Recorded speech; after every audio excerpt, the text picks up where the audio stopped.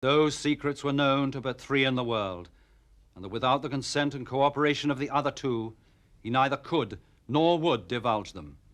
But This is Freemasonry's 3rd degree ceremony, when the candidate becomes a master mason. It reenacts the murder of Hiram Abiff, the mythical architect of Solomon's Temple. 500,000 men in Britain today, including some 22,000 police, have been through this ritual climax. The ruffian aimed a violent blow at the head of our master, but being startled by the firmness of his demeanor, it missed his forehead and only glanced on his right temple, but with such force that it caused him to reel and sink down on his left knee. Recovering from the shock, the mystique and the power of a ritual like this can certainly sway some people who would perhaps rather not think for themselves, or who would do anything rather than give up that feeling of support and backing and strength that they get from the group. And those are the people who will say, I was following orders. You know, I couldn't betray my mates, even though whatever it was patently wrong. Nowhere is the pressure to stand by your mates stronger than in the police, where generations of detectives have used Freemasonry as a cover for corruption. Tonight, we reveal the hidden Masonic connections in some of Britain's biggest police corruption scandals, and the Scotland Yard network, which one Masonic detective branded a firm in a firm.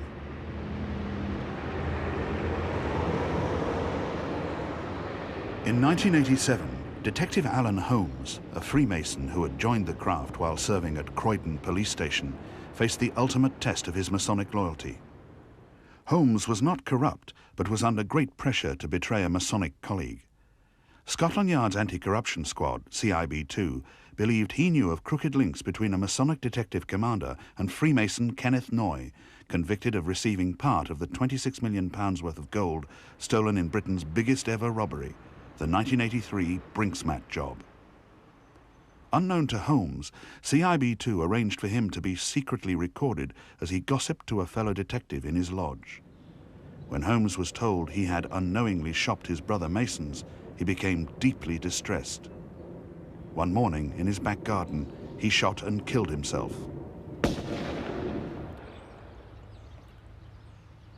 Former Detective Sergeant John Simons worked with Holmes in the 1960s. I knew Taffy Holmes very well. He was my right-hand man, really, for some time.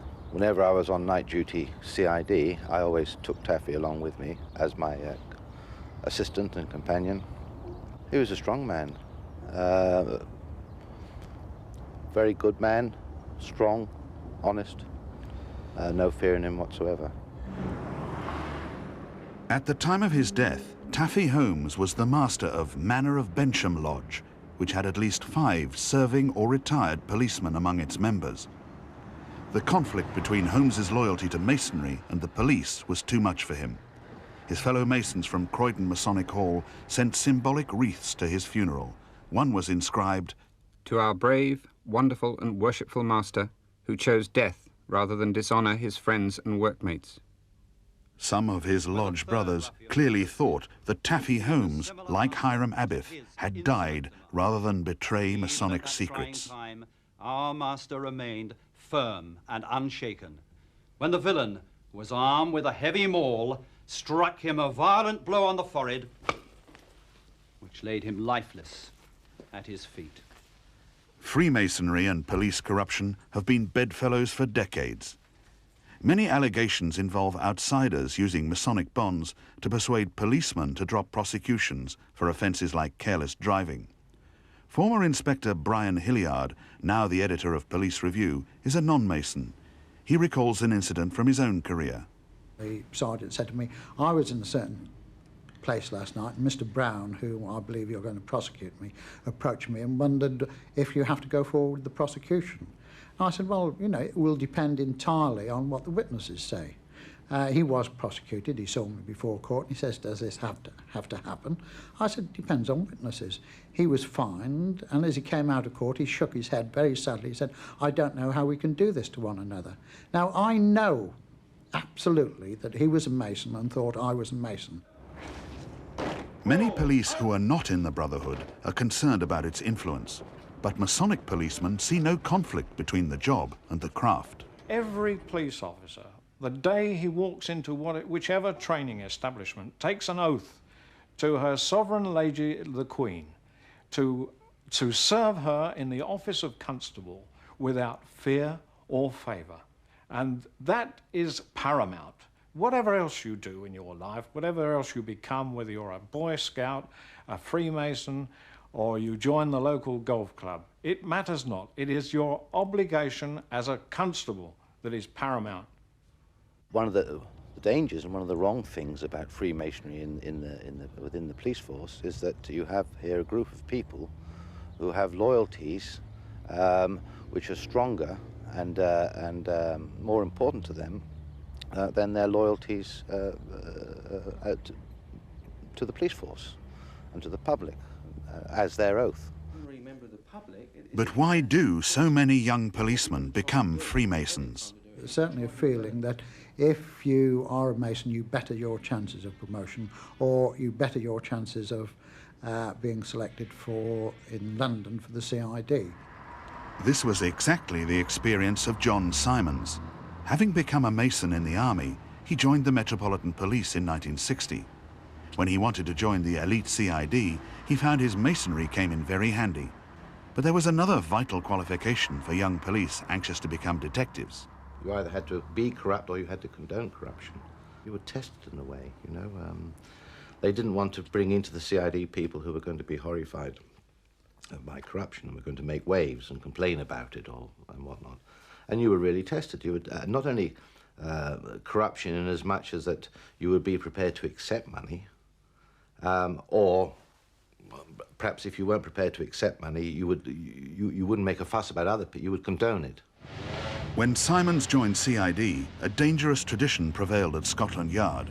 To keep the lid on serious crime, some senior officers took payoffs from major criminals and let them run the rackets. They gave them licenses. They used them as a sort of police force, in a way, to patrol and control the areas that they operated in. Now, that relationship was itself corrupt, but it was also oiled by money, which gave it another degree of corruption. It was a pretty nasty pot. In 1969, the Times newspaper was contacted by a small-time criminal claiming to be fed up with detectives extorting money from him. Reporters tape-recorded his next encounters with detectives, one of whom explained how the criminal could buy immunity to commit crime all over London. And the phrase that he used, that the officer used, was, "I'm a member of a little firm within a firm." The implications of that there was a secret society, a tight-knit group of police officers who dealt amongst themselves and who could guarantee immunity for criminals around the whole of the metropolitan area. That phrase gave a depth and a ring to what was to become a major corruption scandal. The officer who talked of the firm in a firm was Freemason John Simons. When the story was published, he was charged with soliciting a £50 bribe and suspended. While not denying his part in the corruption of the time, he claims the actual charge was absurd. Faced with what he saw as a fit-up, he sent word to the officers probing the allegations that if jailed, he would expose many other corrupt detectives. The chief investigator was a Freemason, Superintendent Bill Moody, then head of London's Obscene Publications Squad. I sent a message to Moody through another Freemason saying that I wouldn't stand for the fit-up. I knew what was going on, and unless he stopped doing what he was doing, I intended to expose everything that I knew about Metropolitan Police, corruption, Freemasonry, its involvement in corruption, himself and the pawn squad, which I knew about. In threatening to expose his brother Masons, Simons was only too aware of the traditional punishment awaiting Masonic traitors, being cut in half. The penal sign is given by drawing the hand smartly across the body. The threat is perhaps symbolic, but according to Simons, the reality is just as bad. It's much more dangerous to receive a Masonic threat. It's not the sort of what the injuries to be inflicted. It means that a group of people who have power have this tremendous animosity towards you, a group animosity, if you like. And the threat is that certain bad things will befall you. The full penalty was that of having been severed in two, the bowels burnt to ashes, and the ashes scattered over... Simons resolved to fight fire with fire. He gave a solicitor a dossier listing the crimes of fellow detectives to be published if anything happened to him. Some colleagues then offered Simons a deal, which he now discloses for the first time. I was more or less escorted out of the country. I received advice and money from my colleagues. What kind of money? How much money? Well, I received £2,000, which in those days was an awful lot of money. Where did this money come from? It came from Superintendent Moody originally, but I'm not saying he supplied it all, but it was, you know, and various other colleagues of his. Simons fled abroad. When he returned 7 years later, he received a 2-year jail term. Ironically, by then, the very man who'd been investigating him was himself doing 12 years. Bill Moody had been jailed in 1977, along with Commander Ken Drury of the Flying Squad. These two Masons had both been taking colossal bribes from pornographers. Now, nobody seriously who looked at that case would other than accept that Moody took probably £40,000 a year in corrupt payments. So you're talking about a lot of money. Now, Moody was a Mason. He was a Mason in his lodge in Surrey. And we know from the Porn Squad trials that he had dealings with at least one pornographer, a man called Ron the Dustman Davy, so called because he was at one stage a dustman, though he was better known to Moody as a pornographer. They met at Moody's lodge, and they had subsequent dealings through Freemasonry lodges. Now, Moody and Davy were involved in a corrupt relationship together, and Davy was used as an agent by Moody to establish other corrupt relations.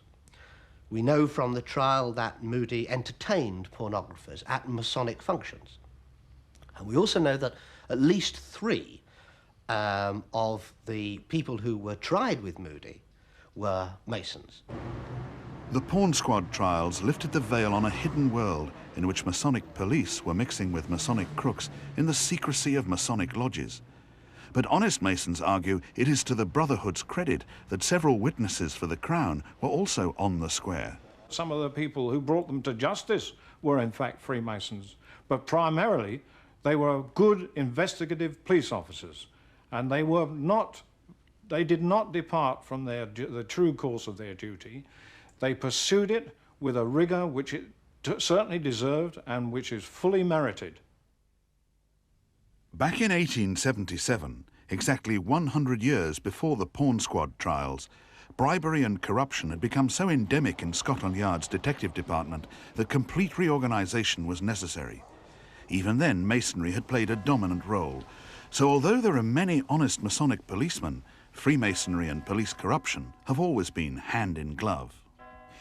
For a young officer to join the Masons, there've got to be some question marks. I mean, why do men of 25, 26 want to join a fairly old-fashioned organisation which has a fuddy-duddy image, a fairly serious image?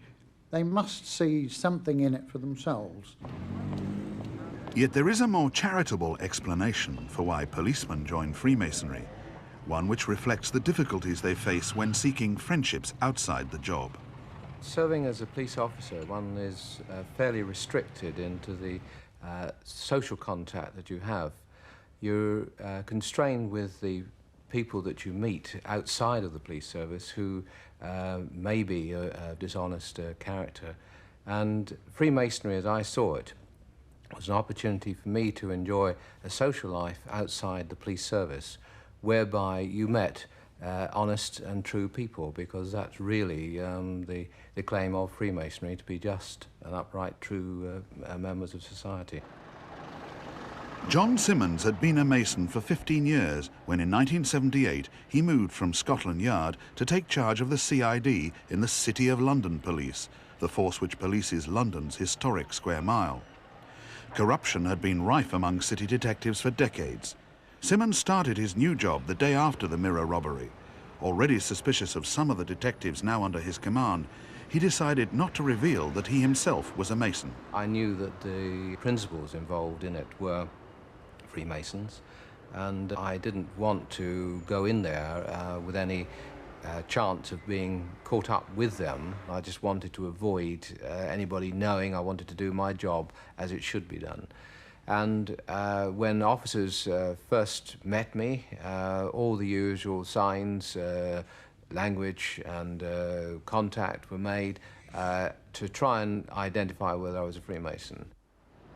Simmons didn't respond to these Masonic approaches, but his ploy came unstuck when an ambitious and talented Detective Chief Inspector named Phil Cuthbert met an old friend of Simmons at a Masonic function. Cuthbert virtually come running into my office the next day and sort of said, "You've been telling porkies, Governor," you know, and I said, "Well, what's up, Phil?" And he said, "You're on the square," and then he mentioned the guy's name.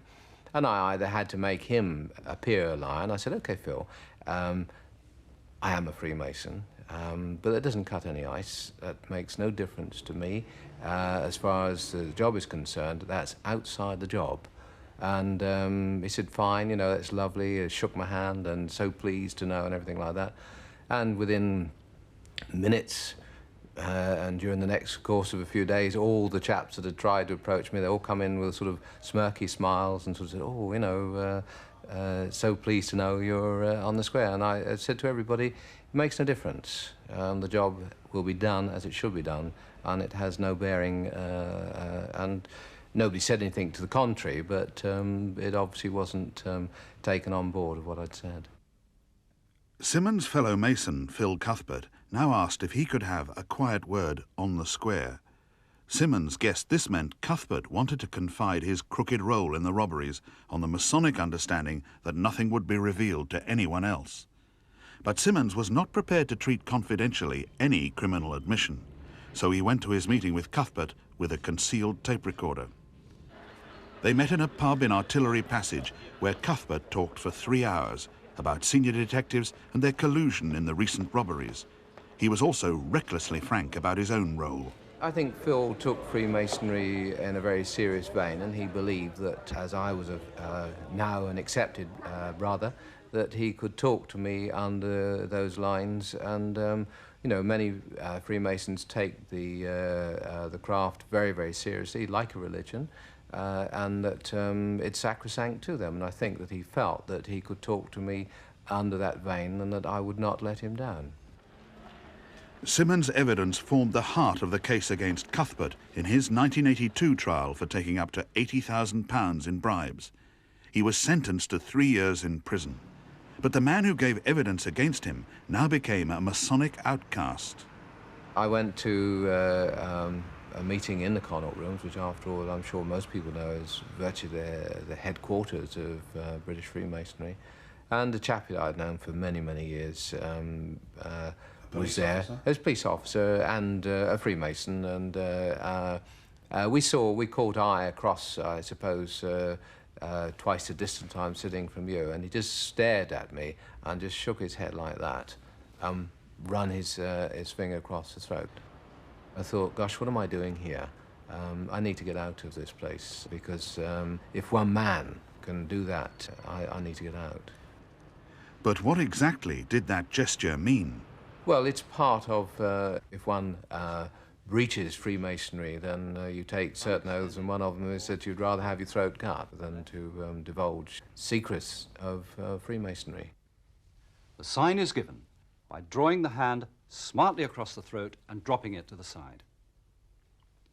This is an allusion to the symbolic penalty at one time included in the degree, which implied that as a man of honor, a Mason would rather have his throat cut across than improperly disclose the secrets. I don't think anybody very seriously believes that these threats will be carried out. But this doesn't detract from the psychological force of it. There's nothing like fear to instill loyalty. But I think even more powerful is the other fact that comes out in the ritual, where they say not only will these appalling things happen to you physically, but you will be cast out from us in every other way. In other words, if you betray the Freemasons, you're like the bloke who runs away in wartime, the chap who lets the regiment down, the one who lets the side down, who suddenly becomes the total outsider, the strikebreaker who's sent to Coventry for 20 years. In other words, they say, we're the most important thing in your life. We never spoke. that, you know, words and actions, and it wasn't an idle gesture. It was one I took and in the way in which he meant it to be given. John Simmons resigned from his lodge, dismayed at the gap between Freemasonry's high principles and their often shady practice. You agree to be a good man and true, and strictly to obey the moral law. You are to be a peaceable subject, and cheerfully to conform to the laws of the country in which you reside. As portrayed in the Freemasons' own video, these moral principles are read out to every lodge master at his installation. But apparently too many Masons stray far from the Masonic ideal.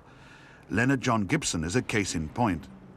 In 1979, Gibson was installed as Master of the Waterways Lodge, which meets at the Southgate Masonic Centre in North London. He had reached this rank just 7 years after his initiation. But Masonry was not Gibson's only interest. At that time, Scotland Yard's flying squad was circulating a confidential handbook of London's top 100 violent thieves, among them Worshipful Master Len Gibson. On one page was his mugshot, on the next his criminal record, including convictions for handling stolen goods and shop breaking. Gibson's modus operandi, or crime speciality, was shown as armed robbery. Yet there were 8 policemen among the brethren of the Waterways Lodge at the time Gibson was master. One of them was former Flying Squad Chief Inspector John Bryan McNeill, who declined to talk to us. Perhaps these policemen saw no conflict in being in the same lodge as a convicted criminal. If so, they were not alone in this view, as later events proved. Soon after becoming Worshipful Lodge Master, Gibson pulled off one of Britain's biggest ever robberies, the theft of silver bullion worth £4 million. 3 months later, he was arrested, and in January 1981 at the Old Bailey, he was given a 10-year jail term, as were 2 other Masons in the gang. So what happens to Masons convicted of serious crime? They should be excluded from the institution completely. As far as being Freemasons is concerned, there should be no road back. That is my personal opinion. They should be excluded from the order and never be taken back. Not all of Freemasonry feels that way, for the silver robbers weren't thrown out. Throughout Gibson's 5 years in jail, he was listed by the Waterways Lodge as a country member. On his release, the lodge welcomed him back. And even after newspapers revealed that the robbers were Freemasons, the Brotherhood's ruling body, Grand Lodge, decided they could stay in the craft. Then, 6 weeks ago, Grand Lodge changed course. At a 90-minute hearing, the robbers were allowed to plead their case in front of hundreds of Freemasonry's high and mighty. Most voted against the criminals, so they were expelled, but only after an intense and unprecedented debate. We asked Freemasonry's Grand Secretary what was the argument in favour of the robbers remaining in the Brotherhood.